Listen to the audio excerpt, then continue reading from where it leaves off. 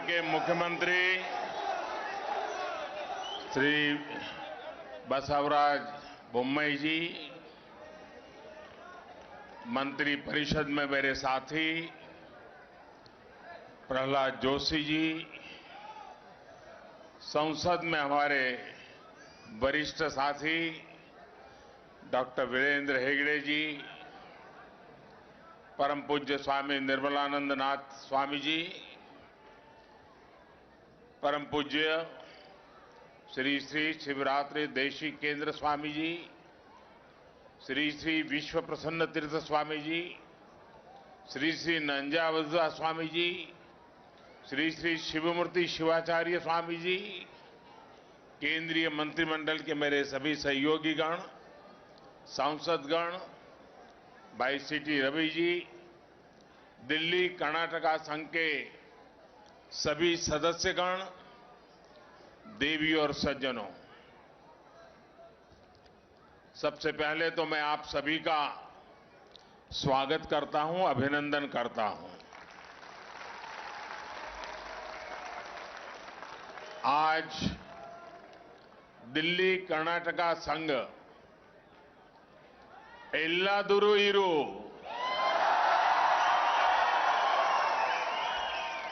एतादरु इरु एंदेलिगुनी कन्नड़वागिरु, ऐसी गौरवशाली विरासत को आगे बढ़ा रहे हैं। दिल्ली कर्नाटका संघ के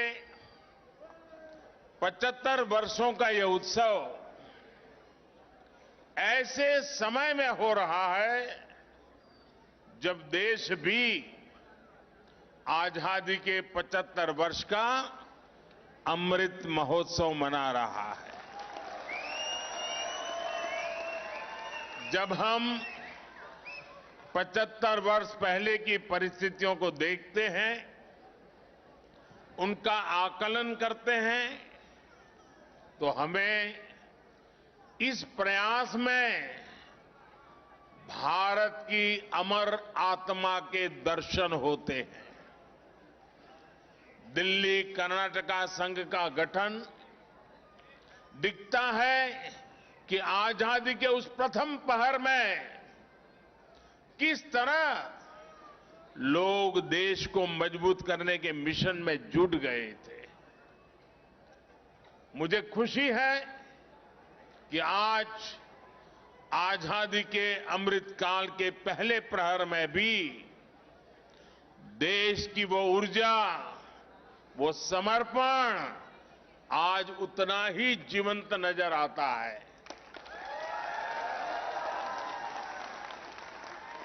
मैं इस अवसर पर इस संघ का सपना देखने वाली, इसे साकार करने वाली सभी महान विभूतियों को नमन करता हूं और 75 साल की यात्रा सरल नहीं होती है। अनेक उतार चढ़ाव आते हैं, अनेक लोगों को साथ लेकर के चलना पड़ता है। 75 साल तक जिन जिन लोगों ने इस संघ को चलाया, आगे बढ़ाया, विकास किया, वे सबके सब अभिनंदन के अधिकारी हैं। मैं कर्नाटका के लोगों को भी राष्ट्र निर्माण के उनके प्रयासों के लिए प्रणाम करता हूं। साथियों, भारत की पहचान हो, भारत की परंपराएं हो या भारत की प्रेरणाएं हो, कर्नाटका के बिना हम भारत को परिभाषित नहीं कर सकते।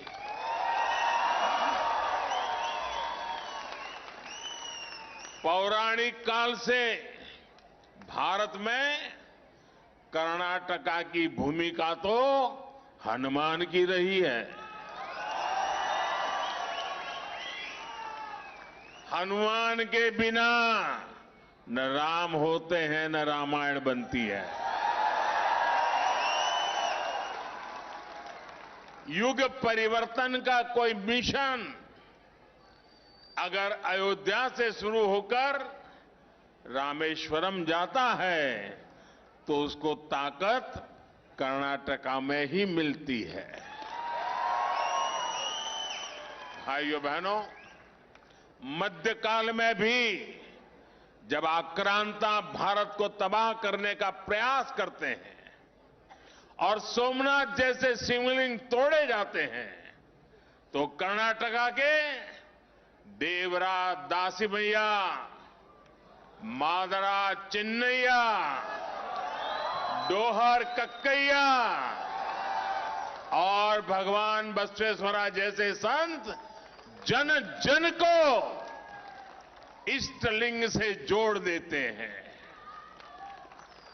जब देश पर बाहरी ताकतें हमला करती है तो रानी अबक्का, ओनाके ओबावा, रानी चेन्नम्मा और क्रांतिवीरा संगोली रायन्ना जैसी वीर उनके सामने दीवार की तरह खड़े हो जाते हैं। आजादी के बाद भी काशी हिंदू विश्वविद्यालय के पहले वाइस चांसलर महाराजा कृष्णराजा अडियर से लेकर फील्ड मार्शल के.एम. करीबप्पा और भारत रत्न एम. विश्वेश्वरैया तक कर्नाटका ने हमेशा भारत को प्रेरित भी किया है और आकर्षित भी किया है। और अभी हम पूज्य स्वामी जी से काशी के अनुभव सुन रहे थे। साथियों, कन्नड़ा के लोगों ने हमेशा एक भारत श्रेष्ठ भारत के मंत्र को जिया है।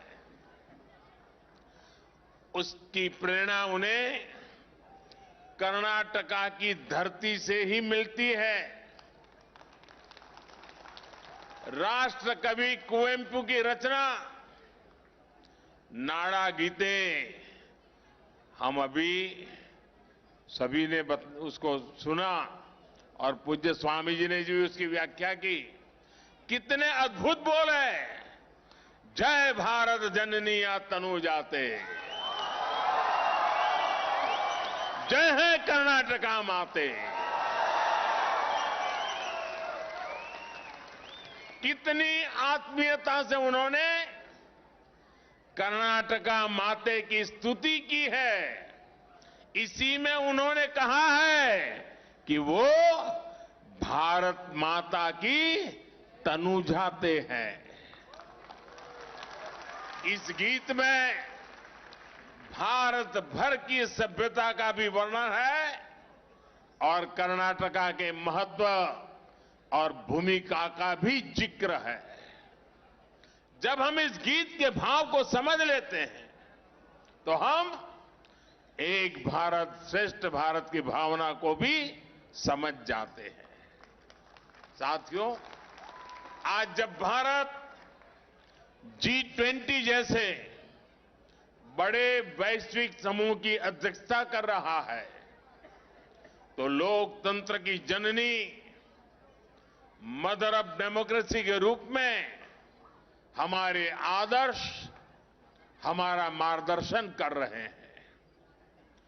अनुभव मंटपा के जरिए भगवान बसवेश्वरा के वचन, उनके लोकतांत्रिक उपदेश भारत के लिए एक प्रकाश की तरह है। ये मेरा सौभाग्य है कि मुझे लंदन में भगवान बसवेश्वरा की मूर्ति के लोकार्पण का, हमारे इस गौरव के विस्तार का मौका मिला। साथ ही अलग अलग भाषाओं में उनके वचनों को रिलीज करने का मुझे अवसर भी मिला। ये उपलब्धियां इस बात का सबूत है कि कर्नाटका की विचार परंपरा भी अमर है उसका प्रभाव भी अमर है। साथियों, कर्नाटका ट्रेडिशंस की धरती भी है और टेक्नोलॉजी की भी धरती है। यहां हिस्टोरिक कल्चर भी है और मॉडर्न आर्टिफिशियल इंटेलिजेंस भी है। अभी आज सुबह ही मैं जर्मन चांसलर से मेरा मीटिंग थी और मुझे खुशी है कि कल से उनका कार्यक्रम बेंगलुरु में हो रहा है। आज G20 समूह की भी एक बड़ी बैठक बेंगलुरु में चल रही है। साथियों, मैं किसी भी राष्ट्राध्यक्ष से मिलता हूं तो मेरा प्रयास होता है कि वो प्राचीन और आधुनिक भारत की दोनों तस्वीरें देखे। ट्रेडिशन और टेक्नोलॉजी, यही आज नए भारत का टेम्परामेंट भी है।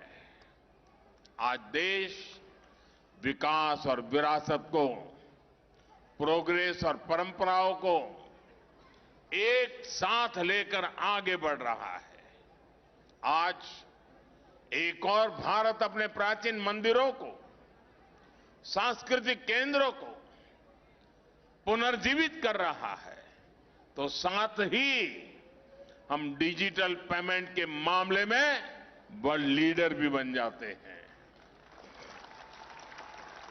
आज का भारत हमारी सदियों पुरानी चोरी हुई मूर्तियों को, आर्टिफैक्ट्स को विदेशों से वापस ला रहा है। और आज का भारत विदेशों से रिकॉर्ड फॉरेन डायरेक्ट इन्वेस्टमेंट भी लेकर आ रहा है। यही नए भारत का वो विकास पथ है जो हमें विकसित भारत के लक्ष्य तक लेकर जाएगा। साथियों, आज देश के लिए और कर्नाटका की सरकार के लिए कर्नाटका का विकास एक सर्वोच्च प्राथमिकता है। पहले एक समय ऐसा भी था जब कर्नाटका में सरकार बनाकर लोग यहां के पैसे को बाहर ले जाते थे, लेकिन आज देश का पैसा, देश के संसाधन कर्नाटका के विकास के लिए ईमानदारी से समर्पित किए जाते हैं। आप देखिए, 2009 से 2014 के बीच केंद्र की तरफ से कर्नाटका राज्य को सालाना 11,000 करोड़ रुपए दिए जाते थे एवरी ईयर, जबकि हमारी सरकार में 2019 से 2023 के बीच अब तक केंद्र की ओर से 30,000 करोड़ रुपए भेजे गए हैं। 2009 से 2014 के बीच कर्नाटका में रेल परियोजनाओं के लिए कुल मिलाकर 4,000 करोड़ रुपए से भी कम खर्च किए गए, और एक रेल मंत्री तो कर्नाटका के ही थे। 4,000 करोड़, यानी 5 साल में 4,000 करोड़ रुपए से भी कम। जबकि हमारी सरकार ने इसी बार के बजट में कर्नाटका के रेल इंफ्रास्ट्रक्चर के लिए करीब 7,000 करोड़ रुपए दिए हैं। इस वर्ष की बात कर रहा हूं मैं। नेशनल हाईवेज के लिए भी पिछली सरकार के 5 वर्षों में कुल मिलाकर 6,000 करोड़ रुपए कर्नाटका के लिए दिए गए, लेकिन इन 9 वर्षों में हमारी सरकार ने हर वर्ष 5,000 करोड़ का निवेश कर्नाटका में किया गया। कहां 5 साल में 6,000 करोड़, कहां हर साल 5,000 करोड़। साथियों, हमारी सरकार द्वारा लंबे समय से चली आ रही अपर भद्रा प्रोजेक्ट की मांग को भी पूरा किया जा रहा है। इससे तुमकुरू, चिकमंगलूर, चित्रदुर्ग और दावणगेरे सहित सेंट्रल कर्नाटका के बड़े सूखा प्रभावित क्षेत्र को लाभ होने वाला है। मेरे किसानों का कल्याण होने वाला है। ये विकास की नई रफ्तार कर्नाटका की तस्वीर को तेजी से बदल रही है। आप में से जो लोग दिल्ली में रह रहे हैं, लंबे समय से अपने गांव नहीं गए हैं, आप जब वहां जाएंगे तो आपको आश्चर्य भी होगा, गर्व भी होगा। साथियों, दिल्ली कर्नाटका संघ के 75 वर्षों में उन्नति, उपलब्धि और ज्ञान के उत्कर्ष के कई महत्वपूर्ण क्षण हमारे सामने आए थे। अब अगले 25 वर्ष और भी महत्व के हैं। अमृतकाल और दिल्ली कर्नाटका संघ के अगले 25 वर्षों में आप कई महत्वपूर्ण काम कर सकते हैं। जिन दो चीजों पर आप फोकस कर सकते हैं वो है कली के मत्तू कले, यानी ज्ञान और कला। अगर हम कलिके की बात करें तो हम जानते हैं कि हमारी कन्नड़ा भाषा कितनी सुंदर है, इसका साहित्य कितना समृद्ध है।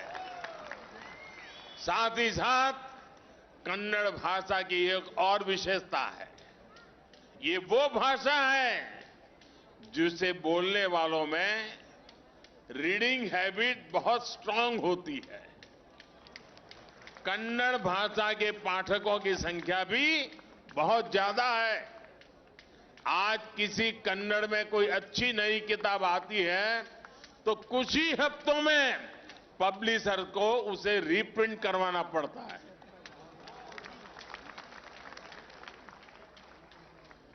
और भाषाओं को ऐसा सौभाग्य नहीं है जो कर्नाटका में है। आप में से दिल्ली में रहने वाले साथी जानते होंगे कि अपने मूल राज्य से बाहर रहने वाली नई पीढ़ी के लिए भाषा की कठिनाइयां कितनी बढ़ जाती है। इसलिए चाहे जगतगुरु बसवेश्वर के वचन हो या फिर हरिदास के गीत, चाहे कुमार व्यास द्वारा लिखित महाभारत का संस्करण हो या फिर कुवेंपु का लिखा रामायण दर्शनम, इस विशाल धरोहर को अगली पीढ़ी तक पहुंचाना बहुत जरूरी है। मैंने सुना है कि आप लाइब्रेरी भी चलाते हैं।